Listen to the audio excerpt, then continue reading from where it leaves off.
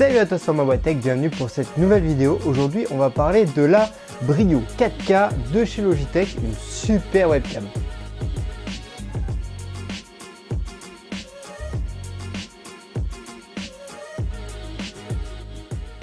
Cette webcam assez connue dans le milieu qui était à des prix un petit peu trop forts à mon goût ces temps-ci. Heureusement elle a assez baissé, j'ai réussi à l'avoir sur Amazon à 139 €, ce qui est pour moi assez raisonnable vu les caractéristiques qu'elle embarque. Petit aparté, je voulais vous souhaiter à tous une bonne année et merci de continuer à nous suivre sur ma boîte tech et de nous donner envie de continuer à faire ces vidéos tech, reportages et gaming bien sûr. Merci à tous de votre soutien, ça fait super plaisir. On va commencer par l'unboxing, on parlera des spécificités après bien sûr, de la prise en main et de l'utilité que j'ai d'avoir cette webcam. Bon, packaging assez simple, on va pas se cacher, c'est du basique, c'est Logitech. Pendant un an vous avez XSplit avec cette webcam, j'utilise OBS.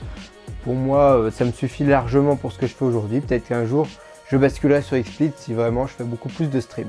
D'ailleurs on remarque un effet un petit peu brillant du logo de la webcam. On va dire que ça fait un petit peu premium au niveau du packaging. Donc la Brio 4K Stream Edition.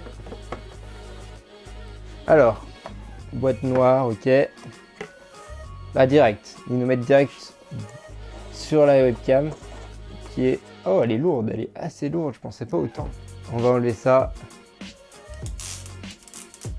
Donc direct on commence avec la webcam. Elle est déjà poussiéreuse alors qu'elle est toute neuve. À mon avis cette surface en verre va être assez poussiéreuse. On a quand même quelque chose ici en aluminium brossé qui rend un effet un petit peu premium. Elle est assez lourde, assez grande quand même par rapport à ma main, je pensais pas si grand. Et on a ici le système d'accroche.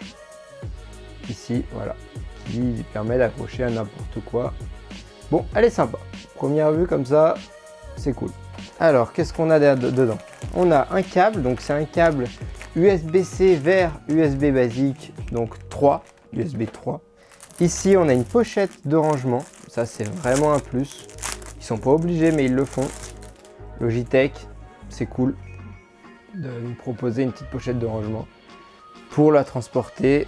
Ici, on a ici un cache qu'on va inclure ici sur le dessus, hop, qui nous permet d'être en sécurisé quand on est chez nous tranquille et qu'on n'utilise pas la webcam. Hop, donc le câble, oh il est sympa là, il est gris un petit peu avec les inscriptions Logi ici. Bon, c'est du basique, hein. Avec une accroche quand même en scratch pour pouvoir le ranger facilement. J'apprécie l'idée. Il a l'air pas mal long. Vous avez la longueur qui s'affiche actuellement. Bon, c'est pas mal, c'est pas mal.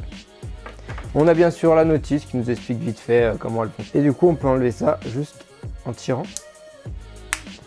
D'accord, bah, faut oser, hein. Faut oser. Pour enlever la partie inférieure, faut vraiment oser. Et on peut pas la tourner par contre. On n'a pas la possibilité de la tourner. On a la possibilité par contre de la mettre dans l'autre sens. L'installation est finie, on va passer aux spécifications de cette webcam. Cette Logitech Brio possède un capteur Ultra HD 3840 par 2160, donc à ne pas confondre avec le 4K Cinema. On a le Raglight 3, c'est un genre de HDR qui permet d'avoir une belle dynamique des couleurs. Capteur infrarouge qui nous permet une sécurité optimale avec Windows Hello, c'est un système de sécurité pour l'ordi, donc reconnaissance faciale, pourquoi pas. Zoom numérique x5, en soi on a un zoom numérique partout, mais grâce au logiciel on a ce fameux zoom numérique x5. Ok, pourquoi pas, de toute façon c'est de la Ultra HD, on peut zoomer sur du Ultra HD pour avoir derrière du HD. On a du 90 degrés en basique, et puis on peut choisir 65 et 78 degrés. On va voir ça après sur le logiciel. Mise au point automatique plutôt performante, deux microphones omnidirectionnels dotés d'un technologie anti-parasite, c'est des micros qui permettent de prendre le son autour de nous. Je vous conseille pas d'utiliser ce son à part pour faire vite fait un petit appel Skype, mais utilisez de préférence un micro externe, c'est toujours mieux. Option de fixation multiple, on peut mettre, comme vous avez vu, grâce à la vis de fixation sur un trépied, ça c'est vraiment cool. On a un volet de protection comme on l'a vu, on a de l'USB 2 pour du Full HD et il faut utiliser de l'USB 3 pour utiliser la 4K. Donc l'USB-C est disponible, ce qui nous permet sur les derniers Mac d'avoir un USB-C vers USB-C qui n'est pas fourni, qui nous permettra de pouvoir le mettre directement sur le Mac de dernière génération. On va essayer de mettre en route cette caméra sur mon Mac. Alors on installe sur le Mac, c'est vrai que ça fait un sacré volume, mais pourquoi pas. C'est solide, ça tient, c'est pas mal. On remarquera pas trop de souplesse à ce niveau-là. C'est important de le signifier si votre écran est collé au mur. Et hop, on branche ça en USB 3.0 pour pouvoir utiliser la 4K.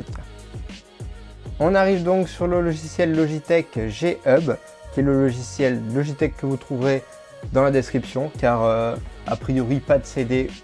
Bon, on va dire qu'aujourd'hui ça se fait de plus en plus. Moi personnellement, ça me gêne pas d'aller chercher le logiciel sur internet. On va donc cliquer sur la 4K Pro qui est tout de suite défaite, et là on voit la review. Ah, pas mal du tout, pas mal du tout. On voit bien, oh, il y a des... C'est impressionnant, elle est vraiment de bonne qualité. On a plusieurs modes, ajouter un nouveau mode de caméra, et là on peut créer son propre zoom. Donc jusqu'à x5, pourquoi pas. Voilà, on peut créer sa propre mise au point, soit on la met en auto, soit on la met en manuel, qui peut nous permettre de faire du bokeh, pourquoi pas. Si on présente quelque chose de près ou que notre visage bouge beaucoup, c'est bien de mettre une mise au point manuelle. Je la laisse en automatique parce qu'elle est plutôt performante. On peut régler une exposition manuelle, qui peut nous permettre de gérer soi-même son exposition. L'automatique fait vraiment bien son travail, je trouve. Et on a les trois formes de vision, 65 degrés, 78 ou 90. Je pense que pour le stream, 90 me paraît pas mal. Et après, on peut mettre priorité au débit d'image ou à l'exposition. Et on peut activer ou désactiver le HDR. Après, vidéo. Donc pareil, ici, on peut faire un nouveau mode. Donc on a des modes zombie, maladie, noir et blanc, aucun et dessin animé. Ok ? Et on peut créer un nouveau filtre grâce au contraste, image, netteté, saturation, etc. Tout est utilisable et on peut mettre l'anti-scintillement à 50 images secondes. C'est bien, car clairement, on est en France et en France, on shoot en PAL. C'est pas mal du tout ce petit logiciel qui est inclus, qui nous permet de voir un petit peu les fonctions de la caméra. De toute façon, avec un logiciel comme OBS, on peut aller plus loin avec du remplacement de fond vert. On peut, je pense, pas mal s'amuser avec. C'était vraiment un rapide tour du truc. Je vais vous faire un test rapide de la caméra avec le son de la caméra et après le son de mon casque et vous verrez la différence. On se retrouve sur le PC sur OBS. J'utilise le logiciel OBS pour enregistrer ce que vous voyez actuellement. J'ai eu énormément de mal à utiliser le 4K alors que j'utilise du USB 3 avec un PC qui est largement assez performant pour le faire. Je pense qu'il faut peut-être un autre logiciel. J'essaie que le logiciel Logitech, il y en a plusieurs. C'est pas très bien foutu.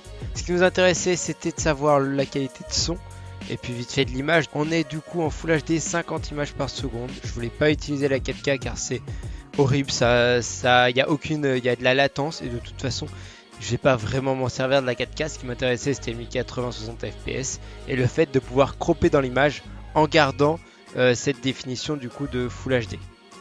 On va donc passer directement sur le son de la Logitech. On est maintenant sur le son de la Logitech. Vous remarquez, c'est vraiment un son qui résonne. Je suis pas dans une pièce qui est traitée acoustiquement. J'ai peu de meubles derrière moi. Je l'ai mis à noter aussi en difficulté à cause de la fenêtre qui est en contre-jour et elle gère très bien grâce au HDR.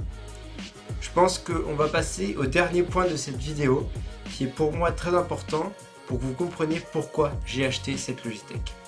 J'ai choisi cette webcam pour faire du stream. De plus en plus, j'en fais avec Max. Max en fait sur la PS grâce à ma caméra de la PS4. Et moi, j'en fais sur PC grâce au PC qui est derrière moi.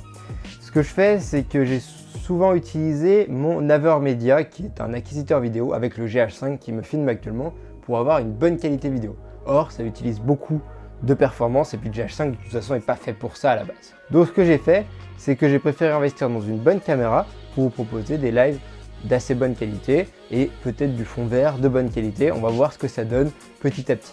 N'hésitez pas d'ailleurs à suivre bien sûr YouTube mais surtout Twitch, car sur Twitch il m'arrive de faire pas mal de lives, Max aussi, et on essaye un peu de développer le Twitch à côté pour vraiment le côté stream, même si on reste quand même sur YouTube le plus souvent avec les lives réguliers le mardi soir. Ça pour moi ça reste le même pour cette année 2019. J'espère que cette vidéo t'aura plu. N'hésite pas à mettre un commentaire pour dire ce que tu en as pensé de cette webcam, savoir si elle te plaît ou si elle te plaît pas, savoir si la vidéo t'a plu ou pas, savoir les points négatifs, positifs, ce que tu aurais pris toi à la place. En tout cas, n'hésite pas, cet espace commentaire il est pour vous et nous on lit tous vos commentaires bien sûr.